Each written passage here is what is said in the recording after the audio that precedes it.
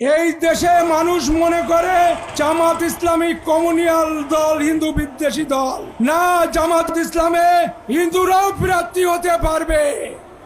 এই জামাত ইসলামে খালি মুসলমানেরা না, হিন্দুরাও প্রার্থী হয়ে প্রমাণ করাই দেবে যে সাম্প্রদায়িক সম্প্রীতির দেশ বাংলাদেশ। তারুণ্যের প্রথম ভোট দাঁড়িপাল্লার পক্ষে হোক। ডাকসুর বিপি সোনার সন্তান সাদিক কায়ুম উপস্থিত আছেন। ডাকসুর জিএস মাজারুল ইসলাম আর উপস্থিত আছেন আমার খুলনা ৫ আসনের আমাদের নিজস্ব সন্তান, কৃতি সন্তান, সেক্রেটারি জেনারেল অধ্যাপক মিয়া গোলাম পরোয়ার।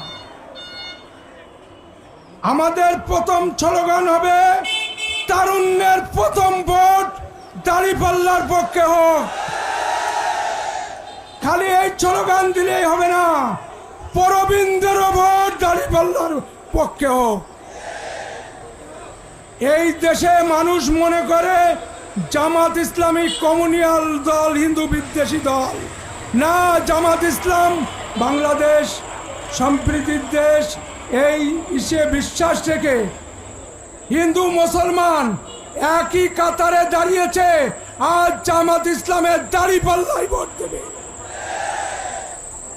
এখানে জামাত ইসলামকে মুসলমান ভাবলে হবে না। মুসলমান, হিন্দু, বৌদ্ধ, খ্রিস্টান নিয়েই আজ জামাত ইসলাম।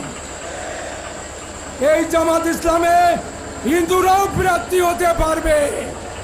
এই জামাত ইসলামে খালি মুসলমানেরা না, হিন্দুরাও প্রার্থী হয়ে প্রমাণ করাই দেবে যে সাম্প্রদায়িক সম্প্রীতির দেশ বাংলাদেশ।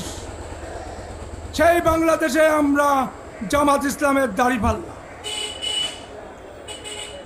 আর আগামীতে পড়ে যায় যে অধ্যাপক মিয়া গোলাম পরোয়ার খুলনা ৫ আসন থেকে বিপুল বিপুল ভোটে জয়যুক্ত করে সংসদে পাঠাতে হবেন। আপনারা রাজি আছেন?